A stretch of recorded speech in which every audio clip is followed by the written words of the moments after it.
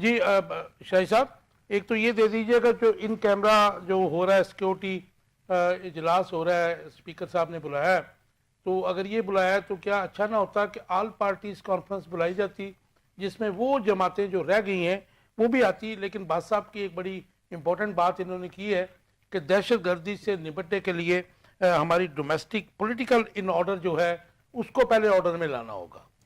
کاشف صاحب، یہ جو کوشش ہو رہی ہے نا، ان اے وے یہ آل پاکستان کانفرنس ہی ہے، ایک ہی پارٹی باہر ہے، باقی تو سب اقتدار میں ہیں، لیکن یہ سارا کچھ جو ہے یہ ایک ڈرامہ ہے جس کا نیٹ رزلٹ زیرو نکلے گا۔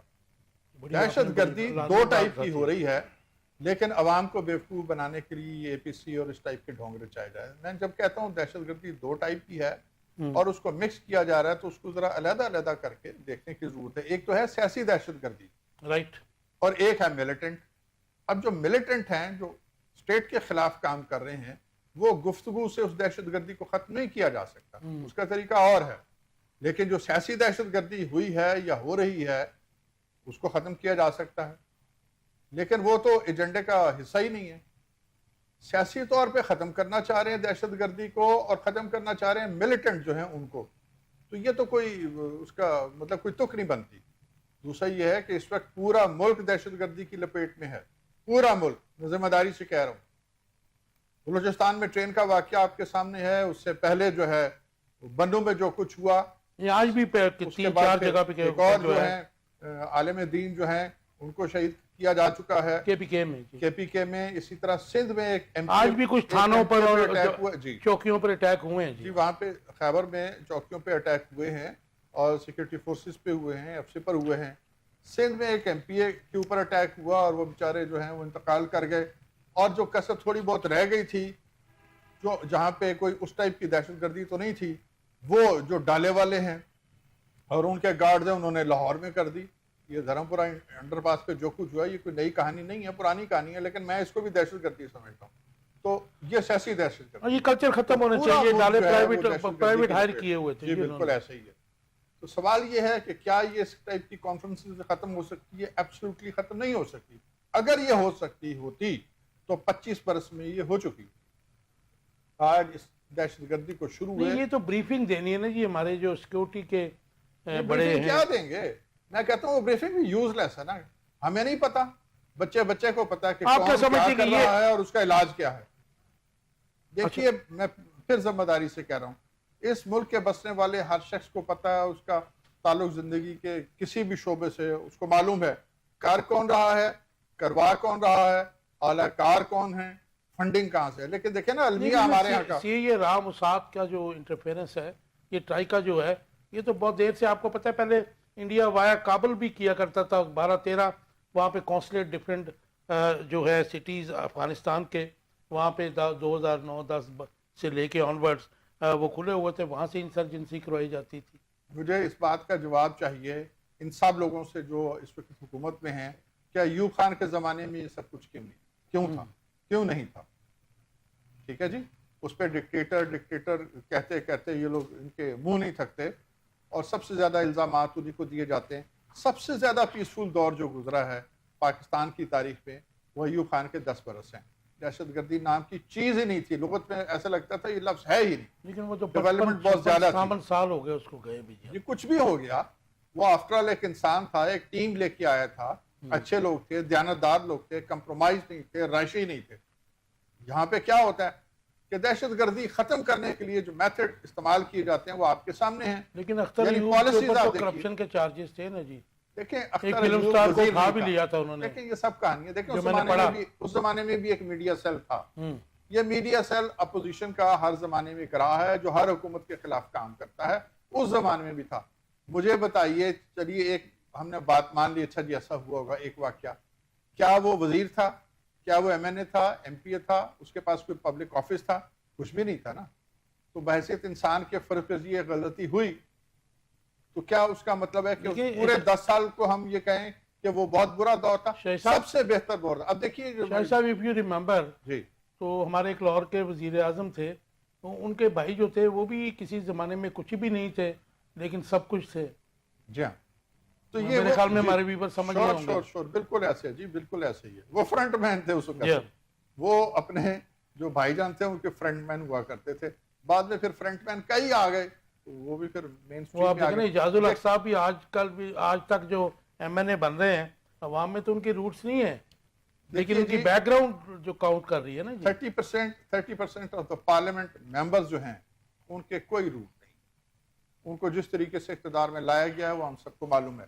واپس آتے ہیں جی دہشت گردی کے لیے کہ کیا کرنا چاہیے. دیکھیے جب یہ پالیسی اختیار کی گئی تھی نا جی کہ ایک بندوق جو ہے ایک آدمی سرنڈر کر رہا ہے تو اس کو 50,000 روپے دے دو، وہ 4-5 ہزار روپے کی چھکڑا قسم کی بندوق ہوتی تھی، اور اس میں جو ہے امبیزلمنٹس بہت زیادہ ہیں. وہ آڈٹ نہیں نہ ہوا اس کا، تو وہ جناب اپنی پرفارمنس کے لیے بے شمار جگہ پہ ہوتا تھا کہ جی فلاں جو وزیر داخلہ ہیں اور بلوچستان میں آپ ان سے اسلحہ کیسے لے سکتے ہیں؟ ان کی تو ظاہر ہے کہ ان کی کلچر کا حصہ ہے وہ. جی بالکل لیا جا سکتا. دیکھیں جب قانون ہوگا اور لیٹر ان اسپرٹ میں اس پہ عمل درآمد ہوگا، اور یہ جتنے ایم این ایز ہیں اور وزراء ہیں اور شاہ کے لیے جتنے پراپرٹی ڈیلرز ہیں جن کے آگے پیچھے 2 ویگو ڈالے اور 12 گارڈ چلتے ہیں، جب آپ سب سے اسلحہ لیں گے تو وہ بھی دے دیں گے. اچھا آگے چلتے ہیں.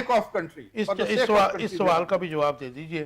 بیرسٹر سیف نے آج کہا ہے کہ جی وفاقی حکومت دہشت گردی پر قابو پانے کے بجائے تحریک انصاف کے خلاف محاذ کھولے ہوئے. ساتھ میں انہوں نے یہ بھی کہا کہ ہماری جو صوبائی حکومت ہے وہ تو دہشت گردی کے خلاف بہت اچھا کام کر رہی ہے. آج بھی ہم نے جو ہے ناکام بنائے ہیں دہشت گردی کے کوئی اٹیک جو تھے صوبائی حکومت کی. وہ بات کریں.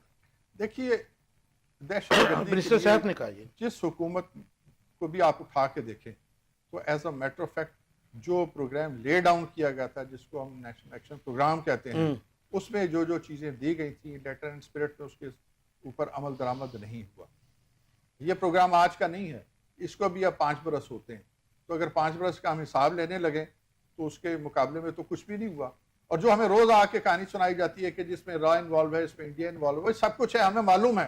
ہم تو یہ جاننا چاہتے ہیں کہ ان کو کاؤنٹر کیسے کرنا ہے. آپ کیا کر رہے ہیں جی، جن کے وسائل آگے آپ کا ٹیک آگے جی کہ ان کو کاؤنٹر کیسے کرنا ہے. حکومت پاکستان کے فرائض کیا ہیں اور ان کی اب تک کی کارکردگی کیا ہے. رائٹ. لہٰذا ہمیں یہ کہانیاں نہ سنائی جائے کہ اس میں کون کون انوالو ہے. یہ ساری دنیا کو معلوم ہے، سب بچے کو معلوم ہے، لیکن ریزلٹ اورینٹڈ ریاست کے جو ذمہ داران ہیں ان کو اس کو ٹیکل کرنا چاہیے. آپ کی بات سمجھ گیا میں.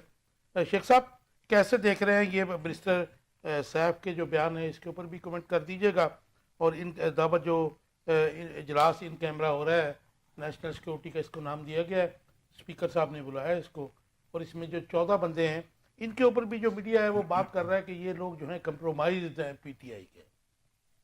بسم اللہ الرحمن الرحیم. بہت شکریہ کاشف بھائی، آپ نے پروگرام میں انوائٹ کیا اور موقع دیا کہ اتنے اہم پہلو کے اوپر ہم گفتگو کر سکیں اور عوام تک وہ آگاہی پہنچا سکیں جو شاید ابھی تک ان تک نہیں پہنچی آپ کے پروگرام کے توسط سے. کاشف بھائی 2 چیزیں بڑی کلیئر ہیں. ایک تو یہ کہ ہماری لا انفورسمنٹ ایجنسیز اپنے سے بہت بڑے دشمن کا مقابلہ کر رہی ہیں اور بڑی قربانیاں دے رہی ہیں، اور ہر جگہ پہ دیکھیے روزانہ کئی جگہوں پہ وہ دہشت گرد اپنی کاروائیاں پلان کرتے ہیں اور ان کو پلان کے مطابق ان کو روکا جاتا ہے، لیکن بیچ میں کوئی ایک آدھ انفلٹریٹ ہو جاتی ہے اور وہ باقاعدہ ایک ہیڈ لائن بن جاتی ہے. ہمیں یاد کرنا چاہیے، یہ ہمارے ینگسٹرز کے لیے میں ہسٹری کو ذرا ریپیٹ کر دوں کہ جب پاکستان بنا تھا اس وقت سے ہی شروع ہو گیا تھا یہ کام. ادھر سرحد کے اندر جو اس وقت NWFP تھا اس میں باقاعدہ طور پہ پاکستان کے اگینسٹ بولا جاتا تھا. یہاں تک تھا کہ خان عبدالغفار خان نے پاکستان کے اندر دفن ہونا بھی پسند نہیں کیا. انہوں نے کہا مجھے افغانستان میں دفن کیا جائے، جس کو رشیا چلایا کرتا تھا اور رشیا کا کنٹرول تھا، جس کو وہ آزاد ملک کہا کرتے تھے، حالانکہ وہ آزاد ملک نہیں تھا. لیکن اس وقت دوسری طرف اور امپیریلزم کا معاملہ تھا نا جی، وہ سر وہ بھی تھا، لیکن ماشاءاللہ ان کو پوری فنڈنگ تھی اور اس وقت انہوں نے سرحد کو بالکل ہاٹ سیٹ رکھا ہوا تھا. اسی طرح سندھ کے اندر بھی ایسی چیزیں چلتی رہیں جو کہ پاکستان کے اگینسٹ تھی، پاکستان کی یکجہتی کے اگینسٹ تھی، پاکستان کے امن کے اگینسٹ تھی، پاکستان کے عوام کے اگینسٹ تھی. کوشش یہ کی جا رہی تھی کہ سندھ کیونکہ پاکستان کا ریونیو جنریٹ کرتا ہے تو سندھ کے اندر اتنی افراتفری پھیلا دی جائے کہ پاکستان بالکل کسی طرح قائم نہ رہے. لیکن ان تمام خوارج کو اللہ تعالیٰ نے ذلیل اور رسوا کیا اور پاکستان کامیابی کے ساتھ ان کے ساتھ آگے نکلا. پھر آ جائیے 70 کی دہائی میں جب ذوالفقار علی بھٹو کا دور تھا، آپ نے دیکھا پھر دوبارہ ان لوگوں نے اپنا سر اٹھانا شروع کر دیا اور پھر دوبارہ آپ نے دیکھا کہ اتنا زیادہ ہوا کہ ذوالفقار علی بھٹو نے باقاعدہ ایکشن کہا کہ اب آپ باقاعدہ بلوچستان کے اوپر بھی انہوں نے اور سرحد میں بھی انہوں نے باقاعدہ پھر فوج بھیجی کہ اس کو جا کے حالانکہ وہ بڑا چھوٹا سا جتھا تھا خوارج کا، لیکن انہوں نے فوج بھیجی کہ اس کو جا کے آپ ختم کر دیں۔ آپ اس کے روٹ کاز تک جائیں، روٹ کاز جو آپ کے پاس ہے وہ بڑی کلیئر ہے کہ وہ آپ کا ایک عام بلوچی، وہ آپ کا ملک دشمن نہیں ہے، وہ پاکستان کا محب وطن پاکستانی ہے۔ ایک عام پٹھان، وہ کوئی دہشت گرد نہیں ہے۔ لیکن یہ لوگ، یہ تو خوارج وہ ہیں جو کہ عام مزدور جو مزدوری کرنے جاتا ہے اس کو بھی قتل کر دیتے ہیں، عام بندہ مسافر جاتا ہے اس کو بھی قتل کر دیتے ہیں۔ ان کو اندر انسانیت نام کی کوئی چیز ہی نہیں ہے۔